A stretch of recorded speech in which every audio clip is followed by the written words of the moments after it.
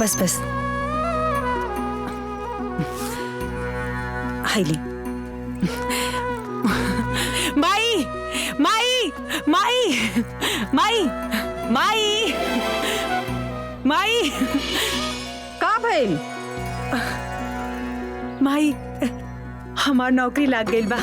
का सच में? हाँ माई, मास्टरलाइन बन गइल बानी और बच्चे लोगन के अंग्रेजी पढ़ावे के। हाँ अरे वाह दीदी, ये तो बहुत अच्छा हो गई। तब तो हमरो पढ़ाई हो जाई और माई घर पे कुछ खर्चा भी आ जाए ना।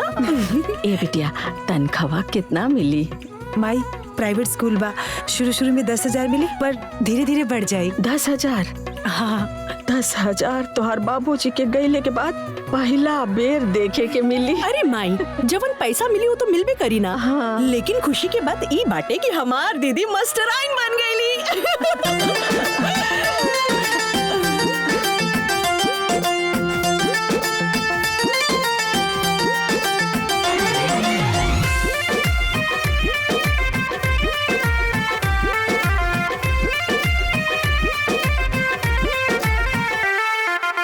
मेहनत के फल मिलल, खुशियन से चेहरा खिलल, सुर भइल गौवा में, घरवा में नौकरी मिलल। हाँ मेहनत के फल मिलल, खुशियन से चेहरा खिलल, सुर भइल गौवा में, घरवा में नौकरी मिलल। टोला मोहल्ला बाटल लड्डू मिठाई, टोला मोहल्ला बाटल लड्डू मिठाई, तक दिया भइल मास्टराइन। ए माई, तक दिया भइल मास्टराइन। ए माई।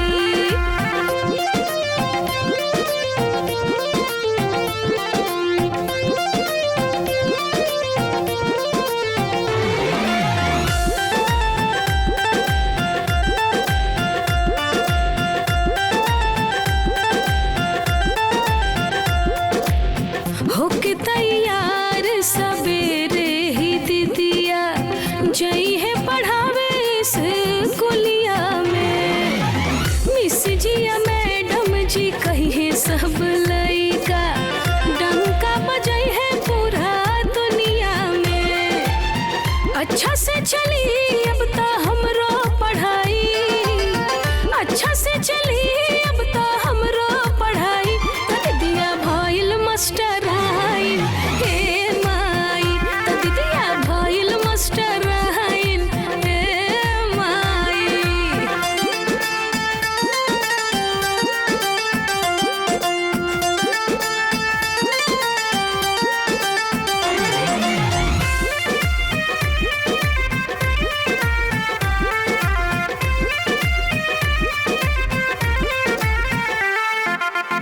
बन गई नी कुछ लायक ये माई, बस तोहरे आशीर्वाद से हम दिनवा खुशी के हब आइले रामा। मिट जाई अब सारा गम, रौनक रही अंगना बहार अब छाई, रौनक रही अंगना बहार अब छाई, तक दिया भइल मास्टराइन। हे माई, तक दिया भइल मास्टराइन। हे माई। माई अब की बार जब सैलरी आई ना तो हमने के नया एकर कोनो जरूरत नहीं के नया ना। कपड़ा के बहिन। ये ठीक बा। अरे दीदी, आवा ना एगो सेल्फी हो जाई। हमरा के ना लेवे के सेल्फी, 24 घंटे फोटो फोटो। अरे दीदी, फेसबुक में अपलोड करे के बा। इतना बड़ा खुशी की बात छुपा के रखबू का? चल। अरे हमरा के नहीं खिंचावे के। ना चल। अरे बहिनी जा खिंचाला, अपन बहन के तो जानबे करेलू। जब तक कुछ नया चीज के फोटो खींच के फेसबुक पर ना डाली तब तक एकरा के चैन न मिली। जा जा खिंचाला। ठीक है। जा। सेल्फी। ना ना ना, ये व्यू अच्छा बा। स्माइल। एक और।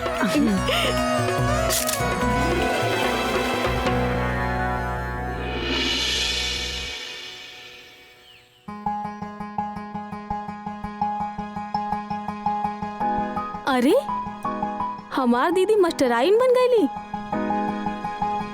माई माई मम्मी मम्मी हाई देखा। का भेल रे? तोरी आदत हमके बहुत खराब लागेला। जब देखो तब चिल्लात रहेले या तो मोबाइल में घुसा रहेले। अरे देखा था सीमा पोस्ट डलले बाड़ी, सुधा दीदी की नौकरी हो गई, वो भी प्राइवेट स्कूल में मास्टराइन हो गई। हम तो बहुत खुश बानी। मास्टराइन न भाई है, कोनो कलेक्टर तो नहीं की भाई ना। कितना तनख्वाह पाजी है? वो है 10-12 हजार। बस 10-12 हजार ना, इतना तुमकर आवे जाए में खर्चा हो जाई। अरे वो कुछ तक कमाई इनके, लेकिन घर में बैठ के उरील तो ना बनावती या कुछ तो कमाती अनु। तू तो बिल्कुल ना बोली है, बिल्कुल ना बोली है तू। ताना मार लायक बिल्कुल नहीं खू। सुपवा हंसा थसा चलनियो हंसा जकरे 72 को छेद। ए देखी हमार बिटिया के तो कुछ बोलिया मत। वो ऐसा वैसा नौकरी ना करी, कौन जरूरत में एकरा नौकरी करे खातिर? हमार बिटिया नौकरी करी तो सरकारी करी, सरकारी नहीं तो कुछो ना, बुझला? ठीक बा। अरे नाव भाई कितना बार तरह ऐसा भागवा गिरी। ठीक बा, वो देख ले।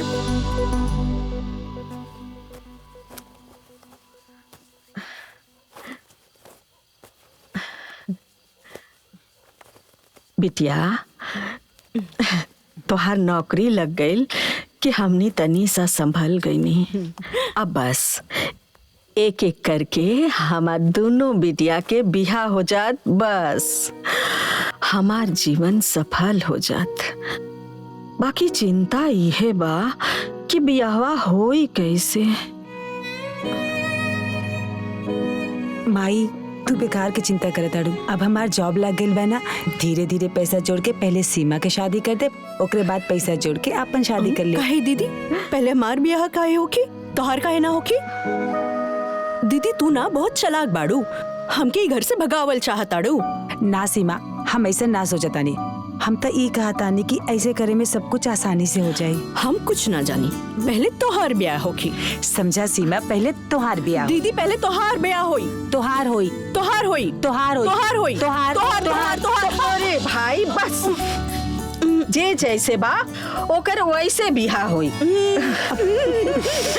और रहल बात पैसा के, तो तू लोग चिंता मत करा, हम बानी ना। खेत खरियान बेच के तू लोगन के बिहा कराई। अब जा दोनों जने जल्दी जल्दी तैयार हो जा, चाचा के पास जाए के बा। और तोहार नौकरी के खुशखबरियों चाचा के देवे के बा। जा जा जा तैयार हो जा, हम हूँ तैयार हो जाता नहीं। चला चल। अरे माई माई। चाची हमार टीचर के नौकरी लाग गइल बा, रउआ लोग के खातिर मिठाई लाइल बानी। पता बा, बाकी का फायदा इस नौकरी की? जब चाहे निकाल दे और जब चाहे रख ले। ऊपर से तनख्वाह ऐसन कि आदमी के पेट न भरे। ये कोनो नौकरी बा? हाँ तो चाची। सीमा, ए छोटको, सुधा कहाँ जिंदगी भर नौकरी करतिया। अरे वो जब ले करतिया तब ले करतिया, यही बहाने ओकर मनो लगल रहेला और 2-4 पैसा हाथ में आई हो जाला। अरे दोनों के शादी ब्याह करके ससुरारे भेजल जाए कि या बैठा के नौकरी करावल जाए। सही कहत बाड़ू भौजी, संध्या नु बिल्कुल सही करत बिया। चुप रही जी, रवा के तो सब सही लागेला। बिटिया बटार बन के नौकरी करी है, गाँव समझ का कही? हाँ अब भाई का कब थू हो रहा बा? नौकरी करी। अरे रुका,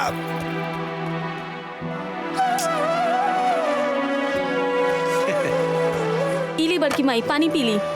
भौजी पानी पिया। ए बेटा ला लो ला बिटिया पानी पिया। अरे थोड़ा खाना बेटा। ली माई पीला पानी पीला। ए महाराज, हमार दोनों भतीजी आयल बाड़ी सन। अरे वह फोन रखी, हम शाम के आके मिल ले। हाँ रखे।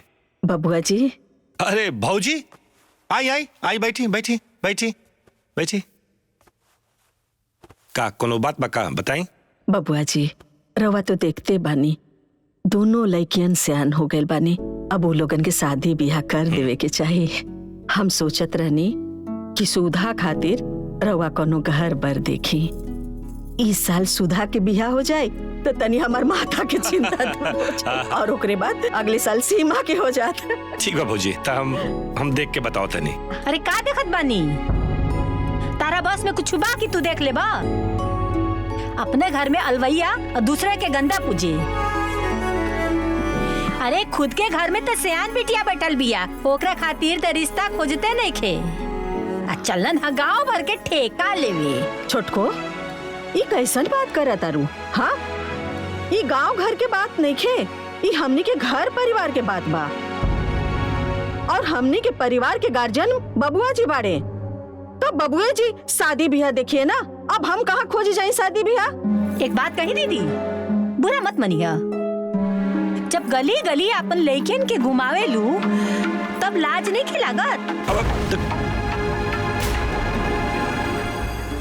और उनकरा खातिर रिश्ता खोजे में लाज लगी तोहरा के? जैसे वो लोग गांव गांव घूमे ली, वैसे ही घूम घूम के अपना खातिर रिश्ता भी खोज ली हैं। देखी दीदी, ये सब झेलल अपने बस के बात ना है। तू ही रिश्ता फिस्ता ना खुदे देख ली है। माई चला, देर होता। चला चला भौजी, चला भौजी, चला हम देख के हम कुछ बताओ तो नहीं। चला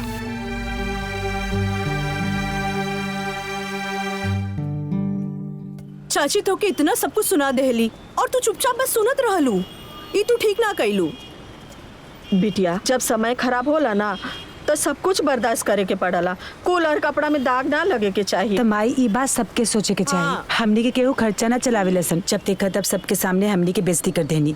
अरे तू लोगन के पता बना ओकर स्वभावे ऐसन बा, तो का करल जाए? ओकर बात के तू लोग बुरा मत मानल करा, जाए दा ओकरा के। ना माई, जब तक उनकरा के जवाब ना मिली ना वो ऐसे ने बोलत रही। हाँ, वो देखा ऑटो वाला। हाँ। एक पूछा चली कि ना। भैया रामपुर चले क्या? हाँ हाँ बैठ जाइए। बैठे माई, चली माई। बैठ। चलिए भैया।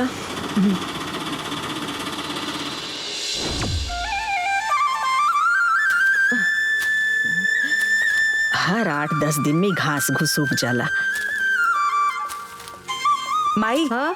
हम स्कूल जाता नहीं, कुछ लावे का है तो बता दा, आवत समय लेता आई। नहीं कुछ होना चाहिए स्वभाव। अरे दीदी, कुछ ले आए के ना बा, ले जाए के बा। ले जाए के बा का? ई तोहार टिफिन, हमरो के ही तोहार ख्याल रखे के पड़ी ना। हमार छोटी, तू हमार कितना ख्याल रखेलू। तू ना रहे तो हमार कोनो कामे ना होई। अच्छा, कुछो काम ना हो पावेला। जब ससुरारे जइया तो यहू के ले जइया। हाँ।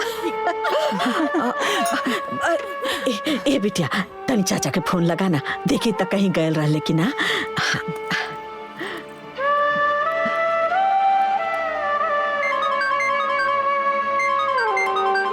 देखा ना, सुधाई फोन करते रही, बुझाता भौजी हमरा से बतियावे चाहते रही। ए जी, फोन रखी। अब रखी देखा- फोन, रखी।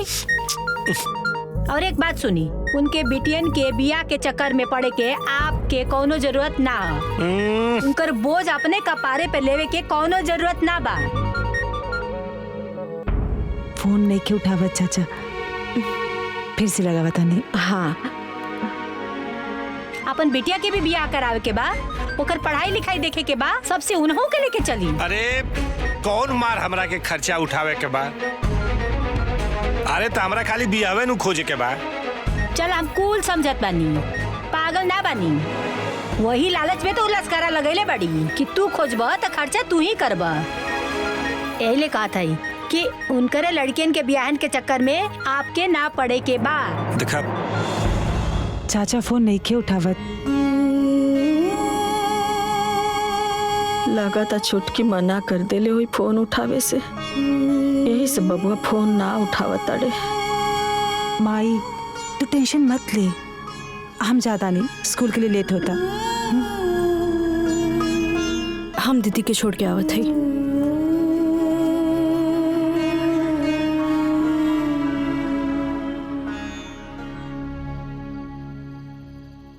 सीमा, कल हमरा के स्कूल बहुत जल्दी जाए कहा। कौनो बात ना, हम टिफिन ना टाइम से बना दे। करेला मत बनइया। इहो ठीक बा, खाई। ए बिटिया, तनी मामा के फोन लगा देना, लगा अरे दे। माई, पहले हमनी के खाना तो खा लेवी दा, बाद में बतियावल जाई। अरे लगा देना, खात रहिया लोगन, लगाओ।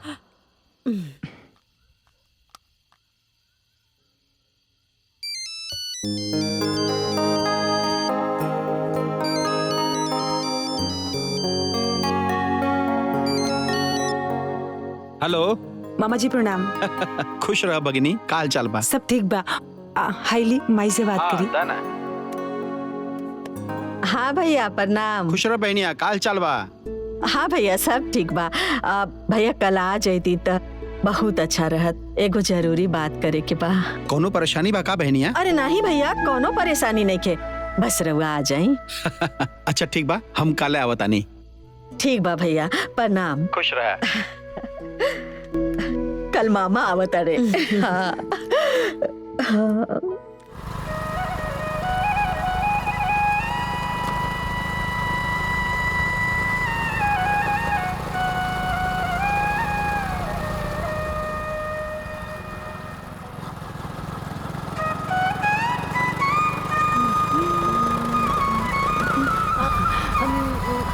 मामा जी। अरे मामा, मामा जी, मामा जी, मामा जी। अरे नहीं। अरे मामा का पैर छू के नरक भेजेगा बा का? भगनी और ब्राह्मण एक समान होला। चलिए मामा जी चलिए। भैया खुश रह बहनी, खुश रह। आई भैया। हाँ आई। चलो। आई भैया, बैठी। और सब ठीक बा। सुन ले ते पढ़ावे जाली मास्टराइन हो गेल बाड़ी। हाँ मामा जी। अच्छा बा, कितना देला कुल? अबे ता 10,000 मिलेला। वाह, बहुत बढ़िया बा। हाँ भैया। भैया जहाँ कुछ ना रहे वहाँ 10,000 भी बहुत दे बा। अच्छा बहनी, ये बताओ कौन बात कहे कर रहल?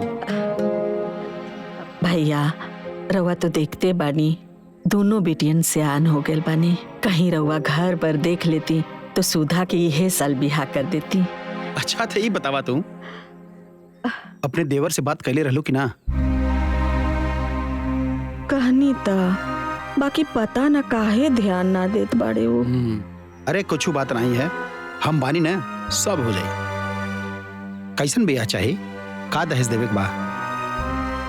अब घर द्वार ठीक ठाक रहे के चाहिए, और रहल बात दहेज के, तो तनी मनी खेत बा बेच उच के दिया जाए।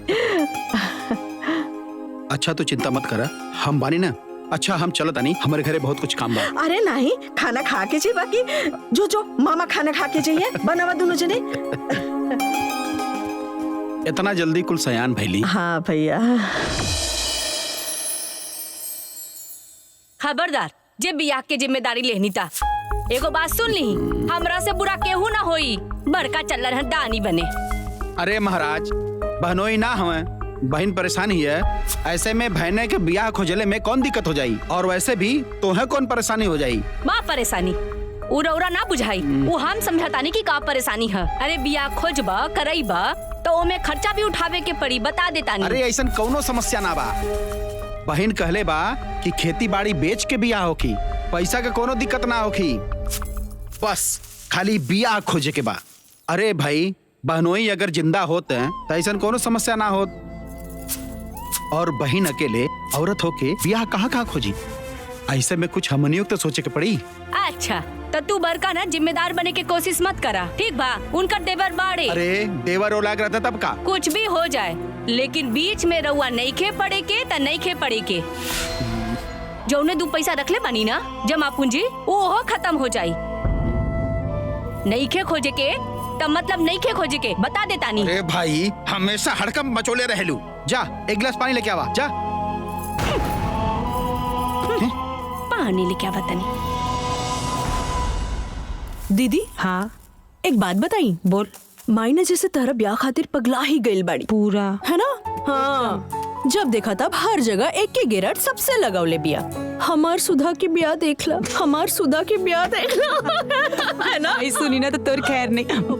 जब देखा तब तू दोनों के खिसिर खिसिर लगल रहेला। भाई हाँ? हमने के तो ऐसे ही बात करके हंसत रहनी। अरे चाची। हाँ चाचा पीछा। अरे चाची, ये लड्डू मिठाई ये का? अरे हमरे गुड़िया का बियाह तय हो गइल बा ना। आई चाची बैठी। साजो। हाँ, वो कहा ना कि छेकैया हो गइल बा गुड़िया के, तो सोचनी है कि बहना पाहुर बांट दे। ये बहनी, जब केहू के बिहाई के बात सुनीला ना हमार करेजा खुशी से गदगद हो जाता। सही कहता नहीं दीदी, केहू को भी बिटिया बहन होके जब बियाह शादी तय हो जाला ना तो खुशी तो होबे करेला। ए दीदी, ई चाची ना माई के रोआवे खातिर आ गेल बाड़ी। आज ना माई के रात भर नींद नहीं बस। शादी के बाद सुनते ही ना माई के नींदे गायब हो जाला। ए दीदी, हाँ सुधा के बियाह कब करता रू? ए बहनी, भैया के तो कहले हैं अब लइकवा मिली तबे ना बिहावा होई। अब उहुए के तो चिंता बा, हम कहा कहीं ए बहनी कुछ ता भैया के? अरे तोहर देवर ना देखत हवा का? नहीं बहनी, उहो देखत बाड़े। अब जनबे करेलू शादी बियाह के मामला बा, जब ले 2-4 लोगन से ना कहब तबले कैसे हो। हाँ सही कहता रू दीदी। अरे गुड़िया के बियाह खोजे में तो गुड़िया के बाबूजी के चप्पल घिस गईल। आई जान ला कि सैकड़ों जगह देखा ना तब जाके तय भयल। ए दीदी, रउआ कहती ना त गुड़िया के पापा से कहती सुधा बदे लइका देखे के, काहे से कि उ केतना जगह घूमल आइल गइल बाड़े ना। ए बहनी, कहा ना हमार सुधवा खातिर लइका देखे खातिर। ठीक बा दीदी, कहब हम गुड़िया के पापा से। ठीक बा दीदी, चला तानी, बहुत काम बा ना।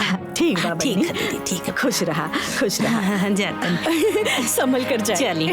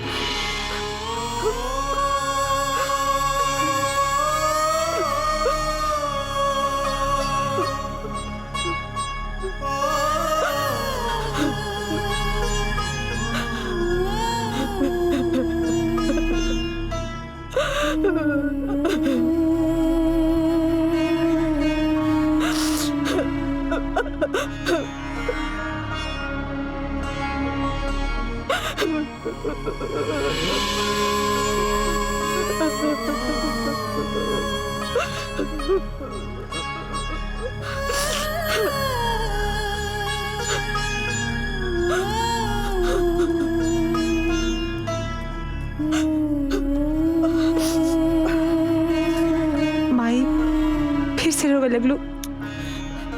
अरे दीदी, हमके ना पता रहल उ चाची आइल भी है ना तो माई के रुआ के ही जाई। अरे नहीं, वो हमरा के का रुआ के चाहिए, वो हमरा के ना रोइलस।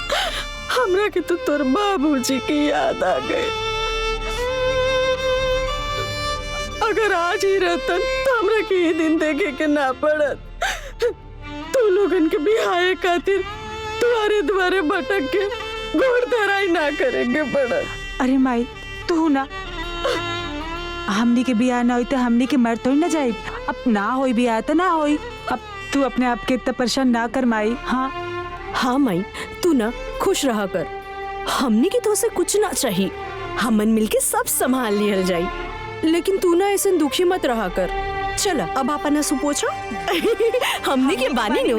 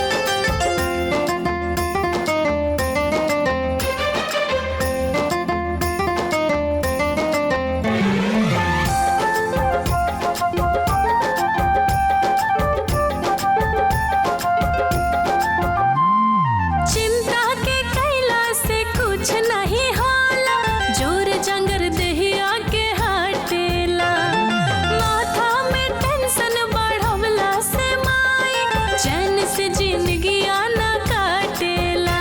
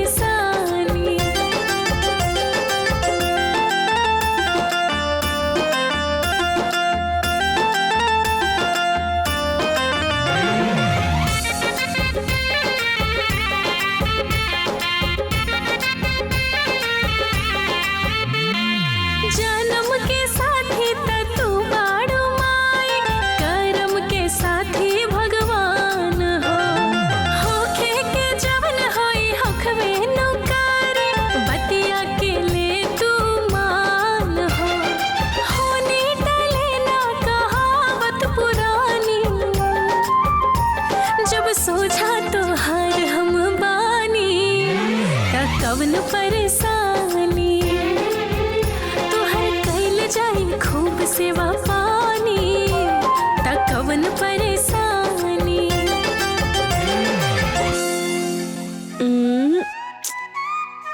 ओहो दीदी, ये नेटवर्क ना बहुत ही बेकार बाटे।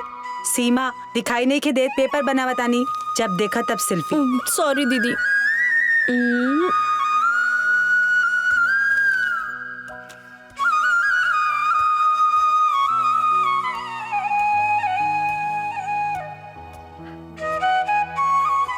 ए सीमा, हाँ तनी मामा के फोन लगाव ना,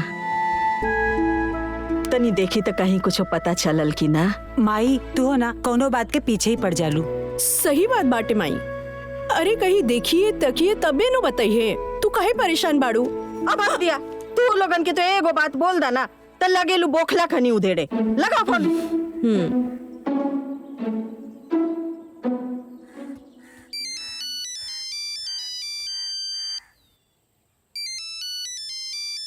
केकर फोन है जी?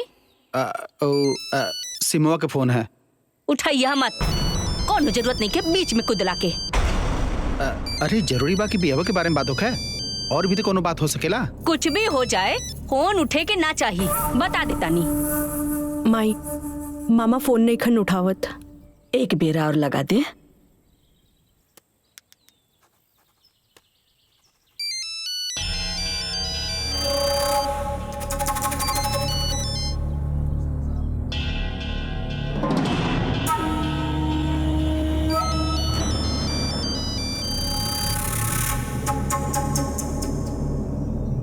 नहीं खन उठावत।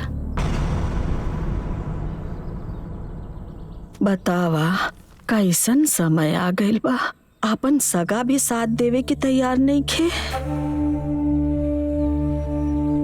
सही कहल जाला, आपन पराया के पहचान खराब समय में आवेला।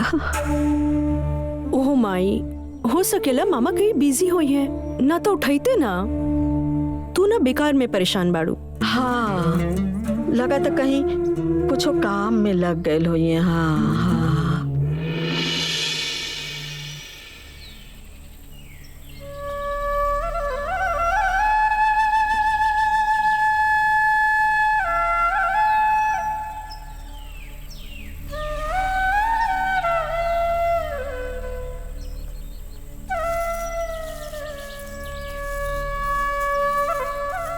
निर्मला,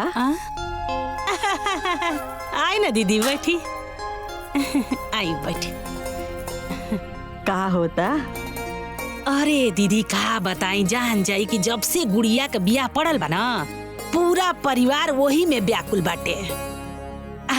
आ जानते बानी कि जब स्टैंडर्ड शादी खोजी तो स्टैंडर्ड तैयारियां तो करे के पड़ी। हाँ बहनी, वो तो करे ही के पड़ी। हाँ। ए बहनी, तनी गुड़िया के बाबूजी से कह दे तू हमार सुधो खातिर एगो लड़का खोज देते। इतना इन्होंने जाने, कहीं कुछ हो तो बताते हैं। बाय दीदी, ई तो उनकर बाएं हाथ के खेल बा, चुटकी में लड़का खोद दी है। रुकी बुलाओ तनी। हाँ। ए गुड़िया के पापा। हाँ का है बोला? अरे तनी सुनी ता। अरे बोला बाजारे जात है। अरे पहले है जे आई सुनी। अरे भाभी जी प्रणाम। हाँ, खुश रहा। देखी ना दीदी बड़ा परेशान बाड़ी, इनके लड़किया के लड़का खोजे खातिर, तन देख ली ना कहीं। हाँ बबुआ, हमार बेटियों के उद्धार लगा देता तू।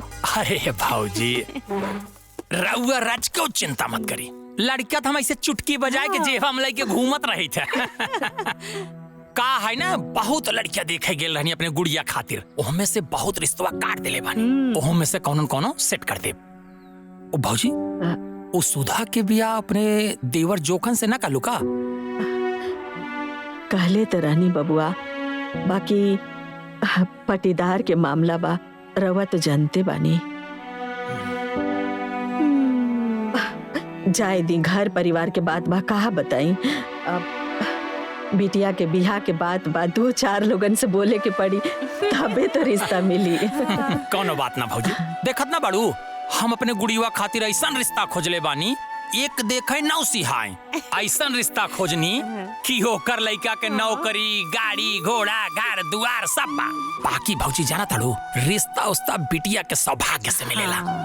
खैर वैसा रिश्ता त ना कह पाबू, लेकिन हाँ तू चिंता मत करा, हम ऐसा रिश्ता खोजब कि जोन तू अच्छे से निमा जा। ठीक बा? हाँ। चिंता मत करा। अच्छा चलत बनी। जाई तनको चिंता मत करब, यहाँ का बानी न। चली ठीक बा, प्रणाम। खुश रह। ठीक बा। ए गुड़िया के माई तनी गम सौदा हमका बाजारे जाके बा। ये जाई ले ली है जो खुटिया पर टांगल बा।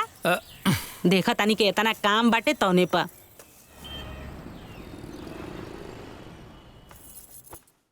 और बताई दीदी, आज कैसे हमरा घरे के रास्ता भुला गई हा? जनते बाड़ू गुड़िया के बियाह तय हो गइल बा, त ओकरे खातिर सर सामान खरीदे शहर आइल लनी है। त सोचनी है कि लगले तो के न्योतो दे दी, काहे से कि फिर मौका ना लागी ना। हईला न्योता कुल परानी के आवे के बाद, ठीक ना? अइहा जरूर भुलैया माँ। हाँ हाँ दीदी जरूर आवल जाई, सब जने आवल जाई। हाँ केहू दिखात नहीं खे? दीदी ई त ड्यूटी पे गइल बड़े और हमार रानी बिटिया कॉलेज। इस समय तो हम घरे अकेले रही। अच्छा ये बतावा, तू लोग अपने जेठानी की मदद ना करेलू का? कहे दीदी ऐसा काहे कहत बड़ू? कुछ सुने के मिला ना का? जाए दे तू का कहीं बहिनी, तुहार जेठानी घूम घूम के तू लोग के मांस बेचतारी, तू लोग के खूब बुराई करतारी।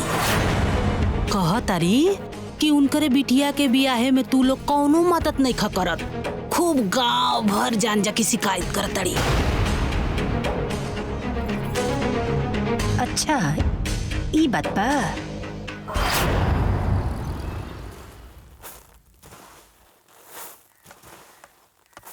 का दीदी? हाँ रवा गांव घर में घूम घूम के हमनी के शिकायत कर रहल बानी। नहीं छोटको, हम केहू से कुछो शिकायत ना कइनी है। हमनी के सुननी है कि रवा गांव घर में घूम घूम के ई कर रहल बानी हमार देवर हमार लड़की के बियाह खातिर लड़का नेखन खोजत। अरे रउआ से जब अपन बिटियन के बियाह नहीं के हो तो हमनी के तो शिकायत बनावता नहीं। हाँ काय हमनी के बेइज्जत करता दी? छोटको, हम केहू से कुछो ना कहनी है, हम तो बस अपन सुधा के बिहाई खातिर एक दो लोगन से लड़का खोजे खातिर कहले रहनी है। कहलू? अरे चाची अगर कह देलू तो एमे का गलत बा? हाँ ये शिकायत हो गई का? और वैसे भी शादी ब्याह खातिर ना लोग बहुत से लोगन के कहेला। एमे गलत का बा? तू दोनों जाने तो चुप पे रहा, बोला मत बीचे में। दीदी रो आज के बाद हमनी के शिकायत कैली ना तो हमनी से बुरा क्या ना होई।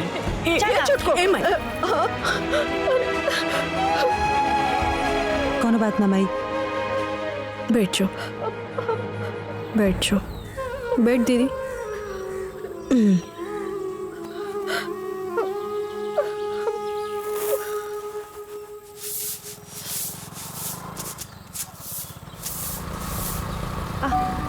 मामा जी। अरे मामा जी। मामा जी। भैया खुश रहा लोगन। आई मामा जी। माई माई मामा आ गइलन। गोड़ लगता नहीं भैया। ए बुच्ची जा मामा खातिर हाँ, पानी लिया वा। भैया कहीं लइकवा देखला तकला? हाँ बहनिया, बड़ी मेहनत से एक जगह बात बनल बा। हाँ। बियाह बहुत बढ़िया बा। घर द्वार खेती बाड़ी सब एक नंबर है। अच्छा यहाँ तक कि घर में नौकर चाकर सब बा। सुधा बिटिया राज करी राज। लइकवा का करला? लइकवा भी सरकारी नौकरी में बा। मामा जी लइका सरकारी नौकरी में बा, इतना सब कुछ बढ़िया बात, तो दहेज भी वो लोग ज्यादा मांगिए ना? ना दहेज कुछ ना मांगे हैं, हम बात कर ले बानी। उ का है कि लइकवा के तनी फालिज के शिकायत बा, तो पैरवा से चल ना पावेला, व्हील चेयर से चलेला। तो हम साफा कह दनी भाई देखा हमार लड़की एकदम पढ़ल लिखल स्मार्ट बिया। अच्छी लड़की देत बाड़ी तो दहेज बिल्कुल ना देब। और वो लोग मान गई ना।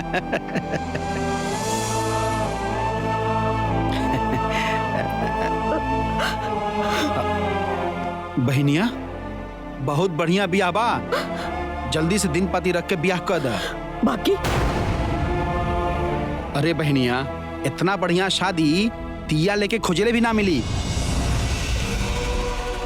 बस उतन की भर कमी ना रत ना, नहीं तो हमन के औकात ना बाकी उनके दरवाजे पे खड़ा हो सकेला। अरे चुपचाप आंख मूंद के बियाह कल। अब इतना बढ़िया बियाह अब ना मिली। मामा जब सब कुछ इतना बढ़िया बा तब काहे ना अपना बिटिया से करवा देता नहीं। बोला मामा, का आप ही शादी अपन बिटिया से करा सके नी? नानू का मामा, हमन तो आपके बिटिया समान बानी नू।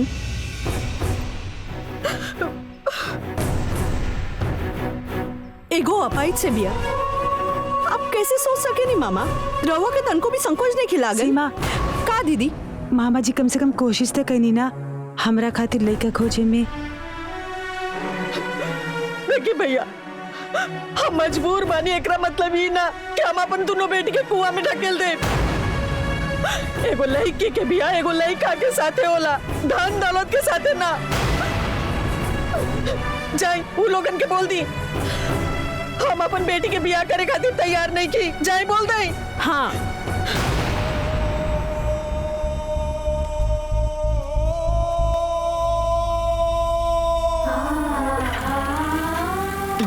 तू रो मत माई, दीदी खातिर बहुत बढ़िया रिश्ता मिली।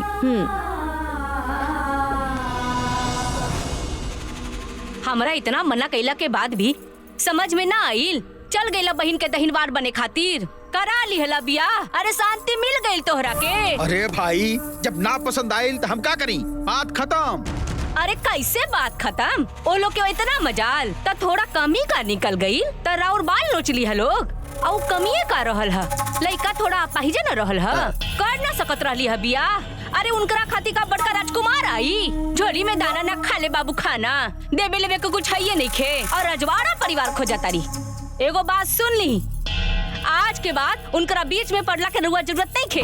अरे हम झांके ना जाई, बात कल तो बहुत दूर। तब मत जाई, कर अपना बेटी के बियाह कोनो राजकुमार से खोज के, कोनो जरूरत नहीं खे रुआ के इलाके, बता देता नहीं।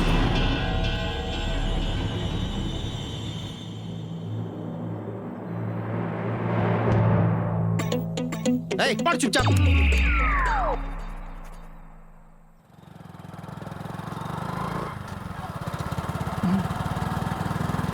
देख दीदी, अगर आज चाचा भी माई के चाचे की तरह ताने मरी है ना, तब इनकर खैर नहीं खे। हमसे बुरा क्यों ना होई, पूरा जवाब सुनकर ही जाई हैं। भौजी कहाँ बाड़ी? भीतर।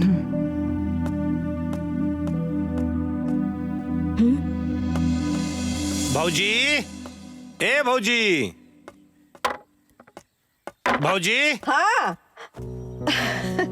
अरे बबुआ, प्रणाम भौजी, बैठा। खुश रहा।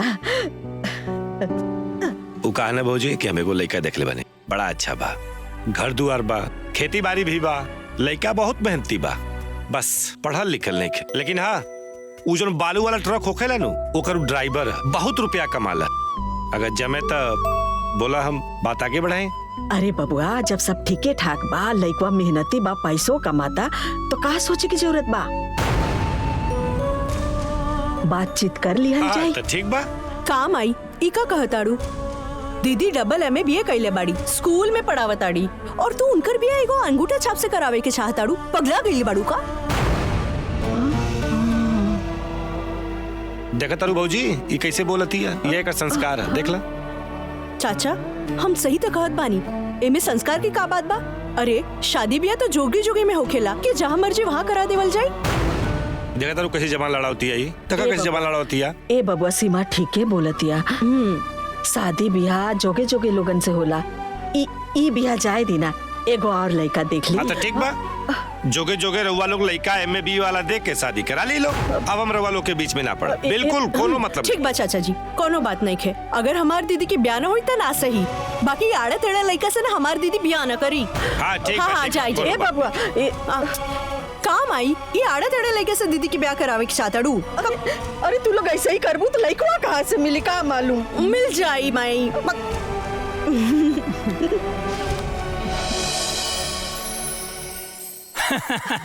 भौजी, रिश्ता तो बहुत बढ़िया रहल, लेकिन जौन बा तैयार नहीं खे होत रहले। लेकिन जब बिटिया लोग के तारीफ कैनी त चट से तैयार हो गई। माई हमर ब्याह करावे के नेता पूरा गांव में बटले बाड़ू का। अब अग दिया, चुप रहो। हाँ भैया तो बताइए। जाना तारू भौजी, रिश्ता तो बड़ा संजोग से मिल गई बा, एक नंबर के शादी बा। और जाना तारू, घर दुआर गाड़ी घोड़ा मकान गोरू चौआ सब एकदम भरल बा। यहाँ तक कि जान ल 2 बीघा लीची और आम के बाग बा। बिटिया बड़ी खुशी से रही है। भैया हमरा के मालूम रहे रवा खोजम ना तो अच्छे घर में रिश्ता खोजम। बाकी भौजी तनिक सा खोट बा का यही कि लइकवा तू ब्याह बा। तू ठोकरे बिटिया बाटिन, बाकी तू चिंता मत करा। वो बिटिया लोग बड़ हो गए बाड़िन, बिटिया के बियाह सियाह कर दी, अपने घर चल जाई हैं। बाकी अपन बिटिया एकदम खुशी से रही वहाँ। अरे वाह चाचा जी, इतना बढ़िया रिश्ता, तो अपन बिटिया की शादी काहे ना करा लेता नहीं? हमार बिटिया का तो फेकल पवारल बा का जोन दू बियाह से कर दे। हाँ तक हमनी के फेकल पवारल बानी। अरे मैं रिश्ता खोजे का कर देनी तो रवा जवन मर्जी हुए करब। चल रहे जैसे। आय हो दादा, सही कहल जाला, हवन करत हाथ जरई। एक तो हम धूपे धूपे साइकिल लेके टक टक दुआरे दुआरे लइका देखत हई, ऊपर साइकिल कर सबके बनर घुड़की सुनी। ए भौजी अब हमारा से न हो पाई, अपन खुदे जाए के लइका बच्चा ढूंढा, ठीक बा? चल भाई। हाँ जाए केहू नहीं तो हर दुआरे।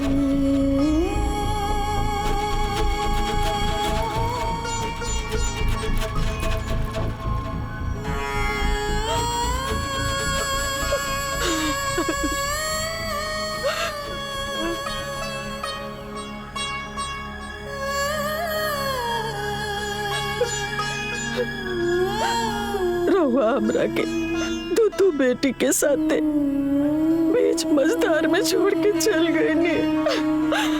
अब हम का करें, कैसे दोनों के घर परिवार बसाए? वाले जैसा का संबंधी रहे सब हमसे किनारा कर लेला। हम लगा जाए के कर दुआरे जाए, कैसे रिश्ता खोजी? जकरा से उम्मीद रहे वो लोग हमार मजबूरी के मजाक बना देले बा। राउत सखा भाई हमने के बिटियन के खातिर एगो ड्राइवर के रिश्ता लेके आयल बा, और हमारा अपन भाई एगो रिश्ता लेके आयल बाड़े। अब रहुए बताई हम का करें, कैसे अपन बेटियन खातिर रिश्ता खोजी, कैसे लोगन के घर बसाई?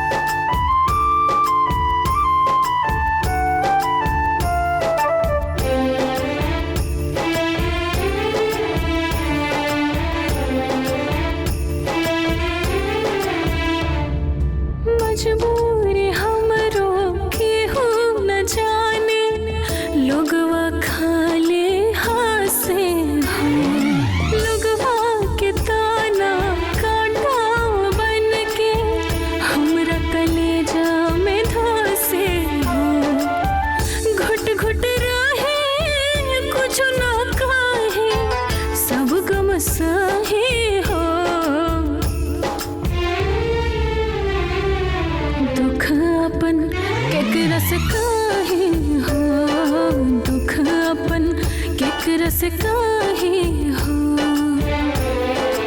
दुख अपन केकरा से काहे हो दुख अपन केकरा से काहे हो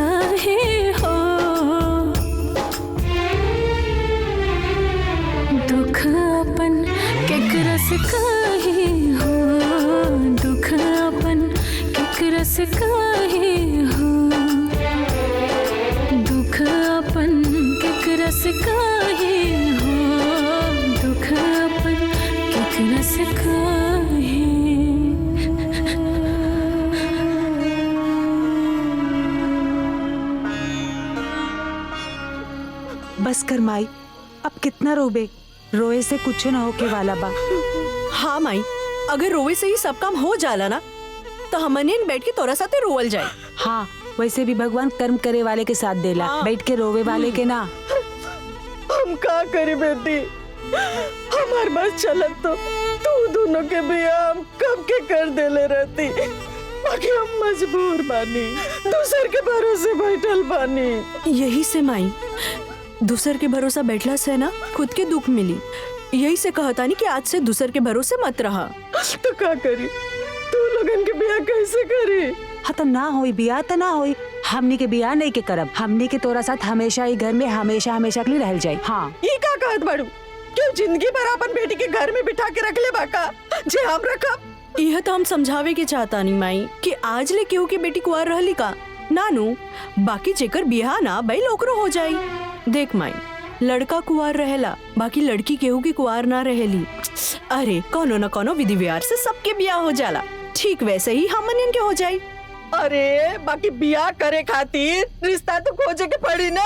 तो ठीक बा ना, हमनी के अपन रिश्ता ढूंढ लियल जाई। तू लोग पगला गए बाड़ू का? हाँ, लड़की लोग अपन रिश्ता खोजे जाला का, जो तू लोग अपन रिश्ता खोजे जाइबू? अच्छा तो ठीक बा माई, आज ले केहू लड़की अपन रिश्ता खुद खोजे ना गईली, लेकिन हम दोनों एक दूसरे के रिश्ता खोज सकेनी ना। अब हमार बात सुना, हम दीदी खातिर रिश्ता खोजब और ओकर ब्याह करा दे, फिर ओकर बाद दीदी हमार रिश्ता खोज के हमार ब्याह करा दी, है ना दीदी? एकदम सही। अरे बिटिया, ई का कहत बाड़ू? हाँ, ई गांव समझ का बोली? तोरे चाचा चाची मामा मामी का सोची सब? अरे माई, केहू के कुछो सोचे दी, केहू के कुछो बोले दी, जब केहू हमनी के बारे में ना सोच ले तो हमन ओकर बारे में काहे सोची? और माई, अब तोहरा के ना चिंता करे के बिल्कुल जरूरत नहीं के, हमनी के ऊपर सब छोड़ दे, हमनी के सब संभाल ले। हाँ। अब रोल बंद कर। हाँ। अब ठीक बा, तू लोगन के जोन करे के बा करा।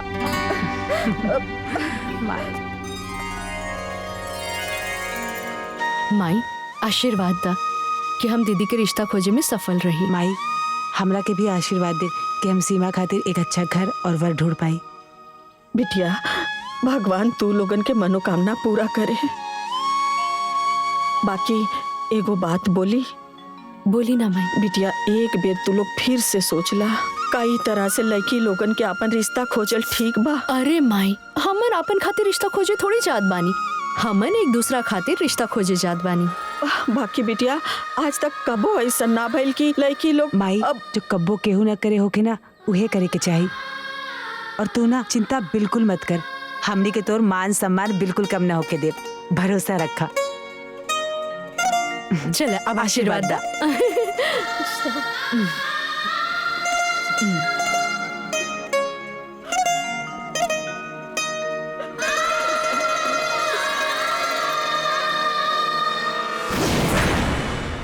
का हो बिटिया, तोहरा घरे में कोनो आदमी नहीं खे लड़की होई के बियाह खोजे आयल बाटू? देखिए भैया, हमनी के घर में सिर्फ 3 लोग बाटे, एगो माई, बहन और हम।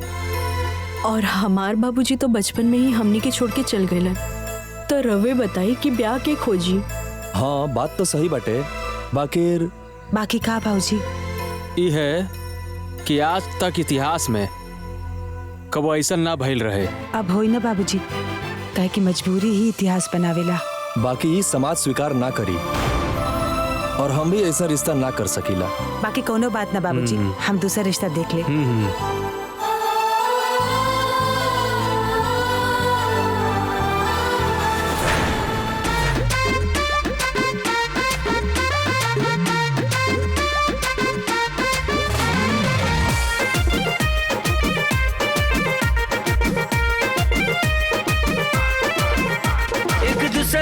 खातिर दोनों बार खोजे, निमन लोग निमन द्वार निमन घर खोजे।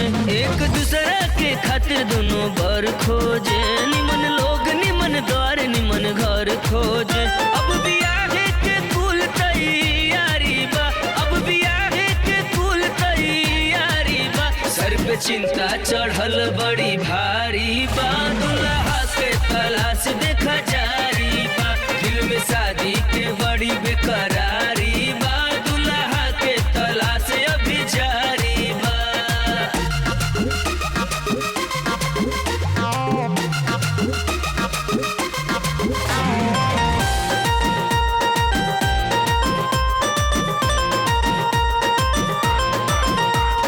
लइका बियाहे के जोग चाही सोच के, एने ओने दौरे दौरे जाली हो।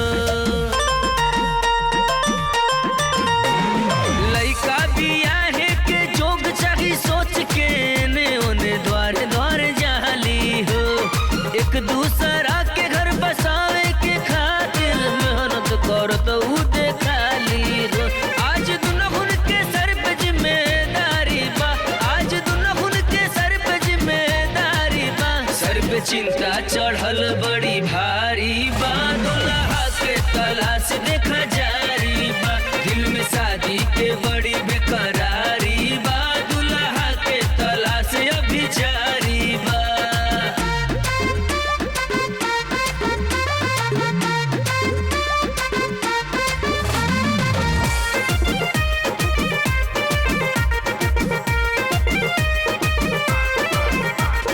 एक दूसरा के दोनों खोज खुशहाली हो के चाही बहिन ऐसान।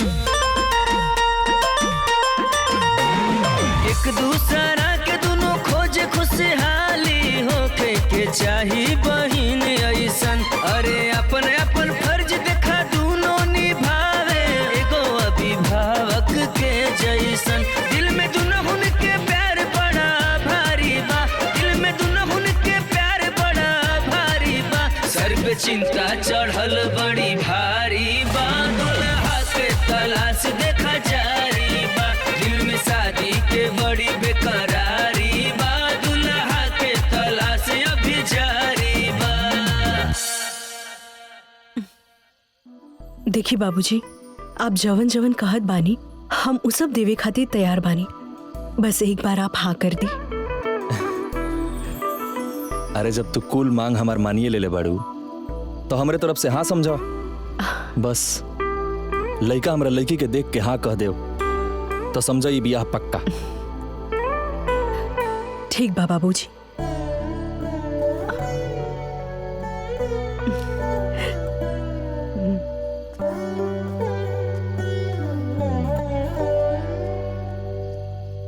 बिटिया कहीं कुछ बात बनल? माई अबे तक कुछ ना भइल, लेकिन तू टेंशन मत ले, जल्दी हम सीमा खातिर अच्छा लड़का ढूंढ ले। माई माई माई माई अरे हमार माई अरे हम दीदी खातिर लड़का ढूंढ लेनी। सच? हाँ, घर परिवार सब कुछ बहुत बढ़िया बा और सबसे बड़ी खुशी की बात कि लड़का मास्टर बाटे, वो सरकारी। हे भगवान, तोहर बहुत कृपा बा। सच कहेला लोग, भगवान के घरे देर बा अंधेर ना। दीदी, ये देखा लड़का का फोटो? अब तोहरा के पसंद बाता, हमरा के भी पसंद है। माई, ये देखना। अरे वाह, लड़का तो बड़ा नीमन बा है ना। हाँ माई, अब तोहरा के ना जल्दी तैयारी करे के बा, कल लड़की दिखाई लोग। अच्छा,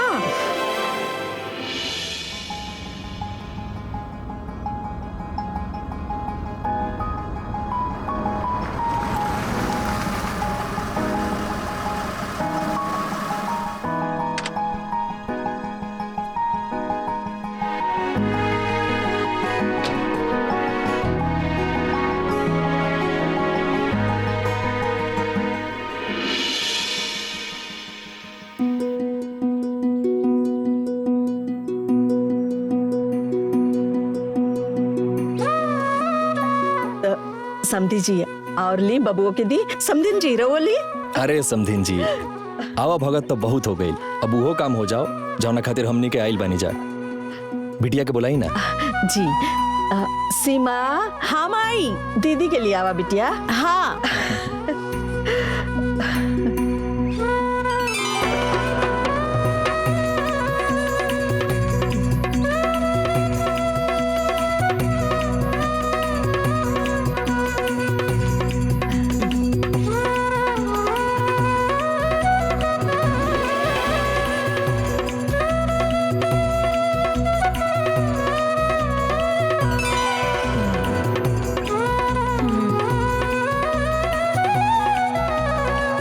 हमार दोनों बेटी में रंग रूप गुण मान सम्मान में कोनो कमी नहीं खे।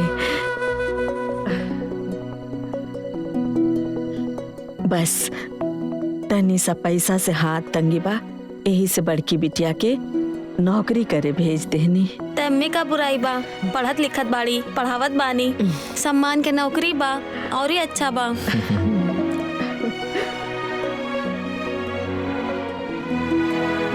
जितना हम सोचले ना रहनी है ना, उससे भी सुंदर बाड़ी हमार बहू।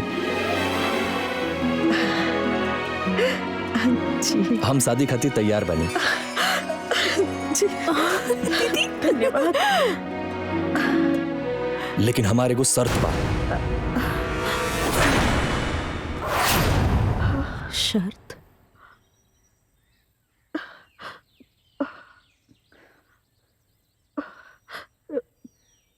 कैसन शर्त? हम बिना दहेज के शादी करब।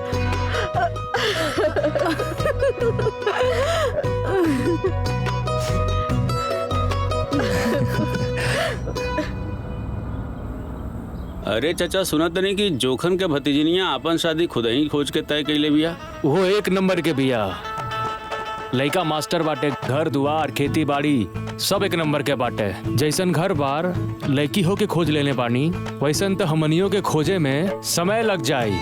दोनों बहनियां बड़ी चालाक बाड़ी। अरे बहनी, उत्सव चालाक ना बड़े चलबाज बाटे। सही कहत बाड़ू बहिनी, हमके तो उन्नन चाल चलन से ये बुझाता ना कि उ सब लइकवा के फंसा लेने है स। अब तक का करबू, मजबूरी में बियाहवा कर ही के बा। जब भी होके बियाहवा तो होके जात बा। चला बेचारिन के घर बस जाए, अब मजबूरी में केहू साथ देवे वाला ना ही बा, तो जौन करत बानी सा अपने मन से। चला छोड़ा, चला हमनी के अपन काम देखल जाए। चाची जी, सुधा दीदी की ब्याह तय हो गइल बा, यही से हम शादी के न्योता देवे आयल बानी। इली चाची जी। सुधा के शादी? हाँ। के तय करवैलस? हम अच्छा चाचा जी, हमके एक जगह और काट देवी के बा, हम जाता नहीं, शादी में आइन जरूर। ठीक बा, जा।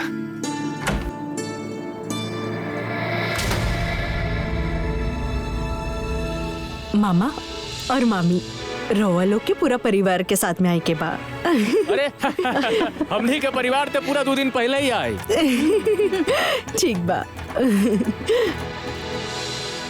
चाचा जी, हमार बहन सुधा के रिश्ता तय हो गइल बा। अरे वाह। और ई रहल शादी के न्योता। चाची, चाचा, पूरा परिवार के साथ में आई के बा। हाँ ठीक बा बबनी आवल जाई। ठीक बा।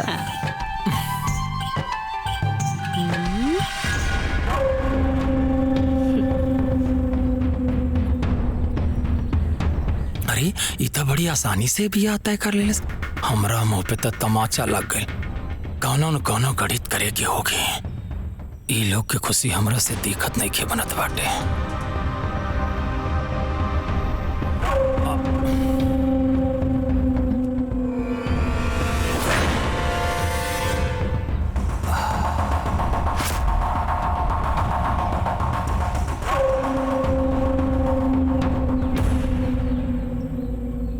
सब कुछ तो हो गई, ब्याह तो करही के ना पड़ी। बात तो बहुत आगे बढ़ गई बा। शादी के कार्ड वगैरह सब बटा गई बा, न्योता हकारी भी सब बटा गई बा, सबके शादी के बारे में पता भी बा।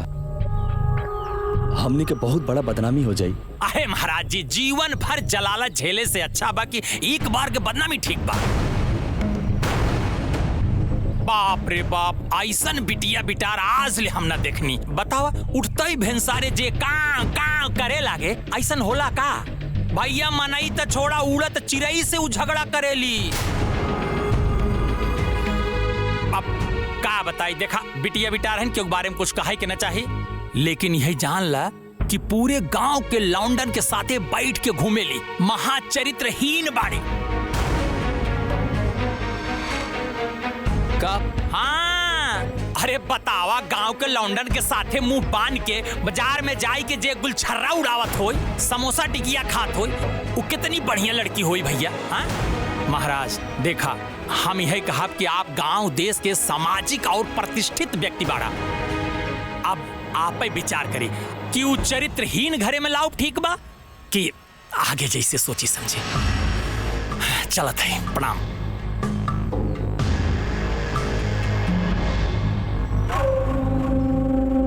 बैठ के सोची महाराज, एक दिन के बदनामी ठीक बा कि घरे में चरित्रहीन लड़की रख के जीवन भर के बदनामी ठीक बा।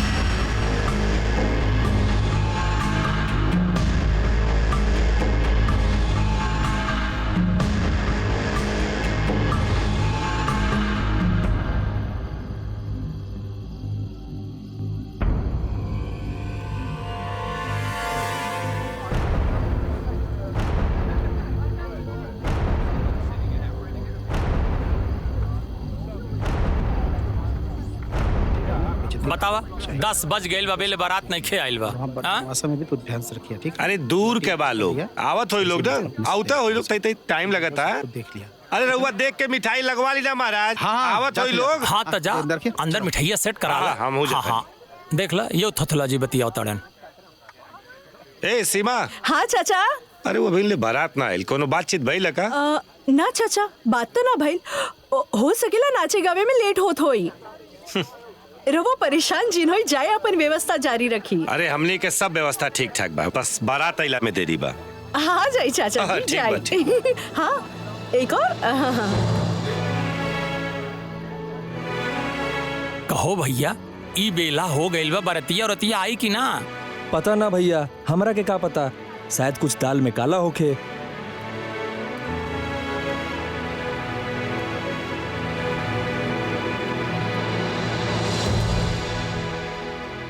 ए सीमा, सीमा। हाँ चाचा जी। बेटा यारा तो का भाई चाचा जी? ते दे तो लोग का नंबर देता, लगा के पूछी बारात लेके आवत हो लोग कि मजाक करते हो। ये देखी।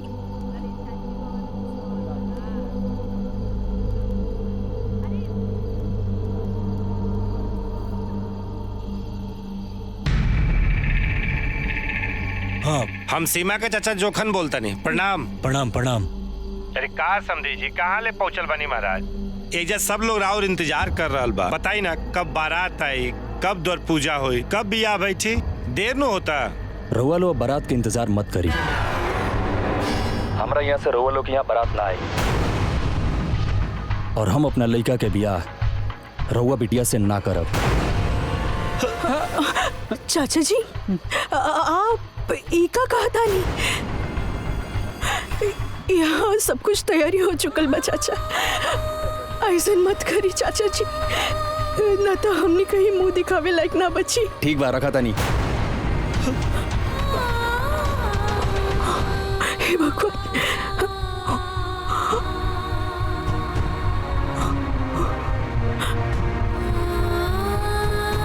अब करवा तारू का भालू ना अपने मन के मनमानी कटवा देलू ना नाक।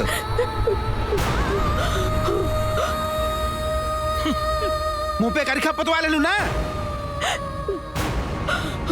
एडवांस बने चल रही हैं। अपने मन से बिया खुजात रहल खोजा। इतिहास लिखत रहनी है, लिखा इतिहास।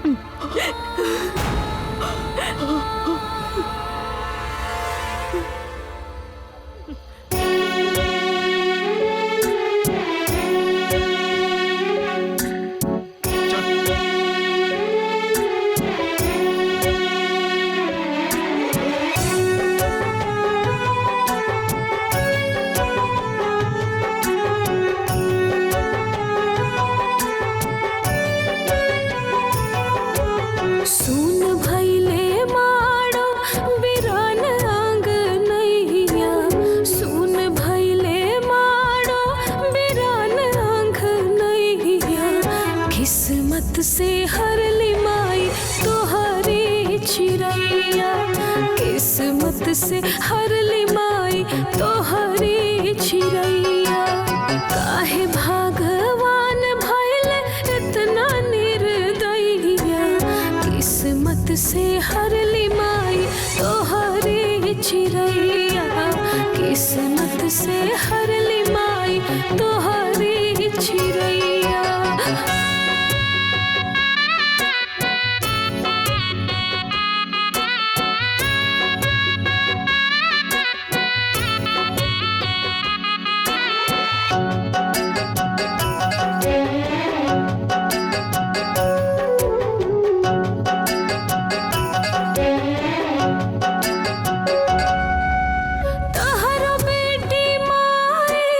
किस्मत के छोट हो राम जी भी नाही मोहाल हो, मारे लताना सगरो जमाना, सब कुछ देख रह जाले हो। के होई जिंदगी के नाव के खेवैया, किस्मत से हर लिमाई तोहरी चिरैया, किस्मत से हर लिमाई तोहरी चिरैया।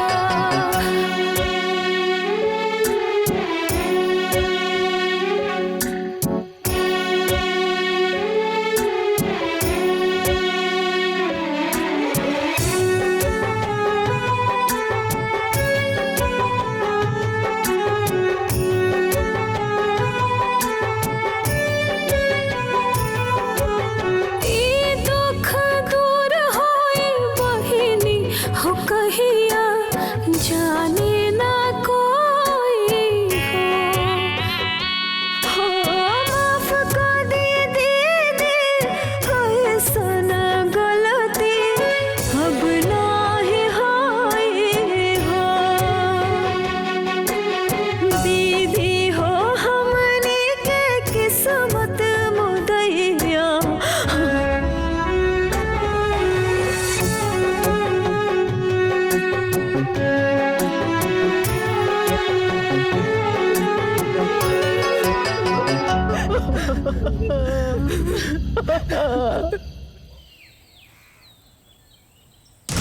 नहीं आई बारात, टूटा दुल्हन का अरमान।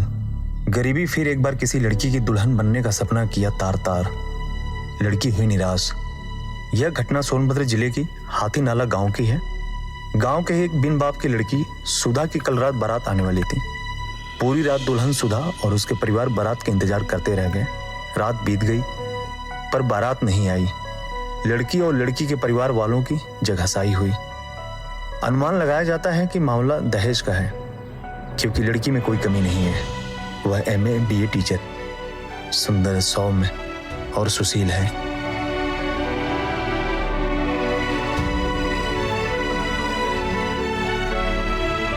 इतना सुंदर और सुशील लड़की के साथ ऐसा दुर्व्यवहार और वो दहेज खाती तिरस्कार। जे फोटो में इतना सुंदर बा वो सामने से कैसे न होगी। एकरा बदे तो मिल ही के होगी। आपका एजुकेशन तो बहुत अच्छा है, कहीं अच्छी जगह अप्लाई कीजिए ना। हाँ, 1-2 जगह ट्राई किया है, बट अब माँ यहाँ अकेले रहती है घर पर, हम 2 बहनें हैं, इस वजह से ज्वाइन नहीं कर पाए। देखते हैं करेंगे। नहीं, फिर भी आप अपना करियर देखिए। हाँ वो तो है। और आपके घर में? हेलो सुधा जी। मैं गगन, मुझे आपसे कुछ बात करनी है। Excuse me ma'am.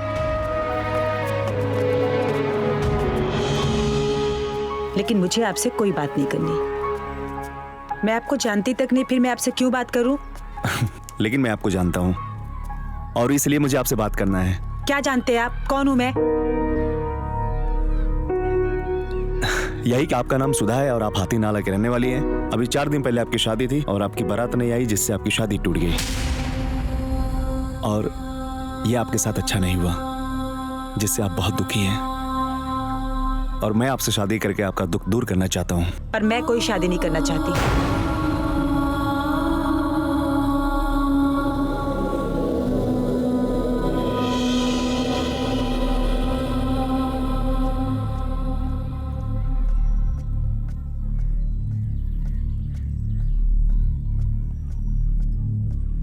आपने मेरी बात का जवाब नहीं दिया।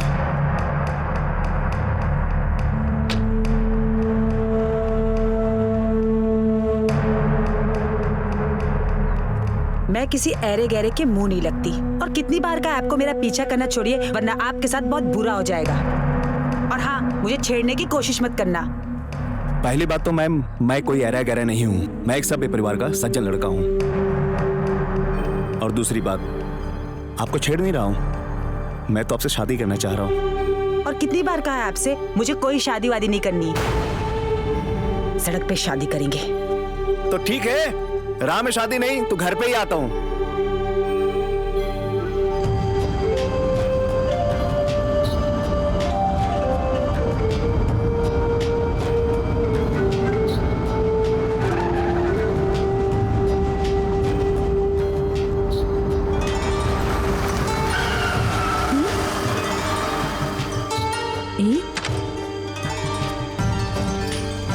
ई क्या है दीदी?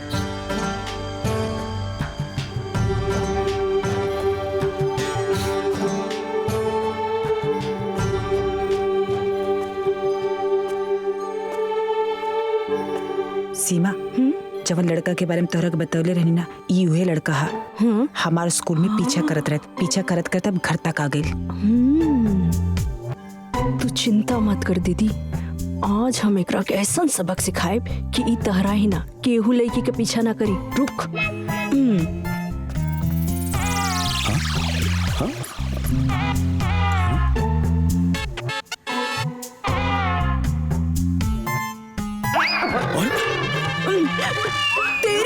अरे रहुआ रुकी ना, ये कहा करत बानी? तोहार इतनी हिम्मत, तू हमार बहन का पीछा करत बाड़ा? हाँ? तू हमन के ऐरा गैरा समझ ले बाड़ा का? आज तोहरा के पता चली कि हमन कौन धन के हो रहा होखी। अरे रहुआ कहा करत बानी? पहले हमारी बात तो सुनी। का सुनी? बोला। देखी, हमार नाम गगन बा, हम एक इंजीनियर बानी। हम बहुत सभ्य परिवार के लड़का बानी। हमार बाबूजी ना अध्यापक बाड़े। राउर दीदी के बारे में ब्याह टूटला के अखबार में पढ़ ले रहनी। बड़ा दुख भइल है। हम राउर दीदी से ब्याह कल चाहता नहीं। हम बाबूजी से बात कर ले बानी। अच्छा तो ठीक बा, हम तोरा घर चलब और हम खुद बात करब। हाँ, आई चली ना। अरे शिवा, पागल हो गई बैठो का? एक अनजान आदमी के साथ कहाँ जात बैठो? अरे दीदी तू घबरा जिन, हमके हमार रक्षा करे आवेला। चली, रुक जा, हम आवत हैं। हाँ चली ना, बैठी। हाँ।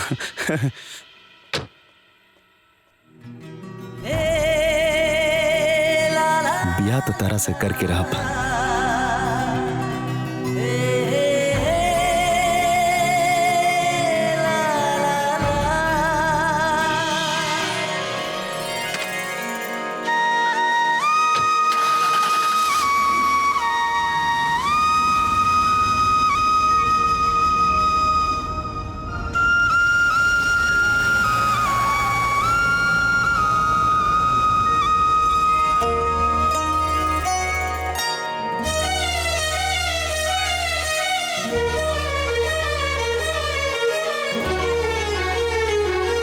बबुआ जी, दोनों लड़कियन सियान हो गए बानी। कहीं रहुआ घर पर देख लेती तो सुधा के यह साल बिहा कर देती।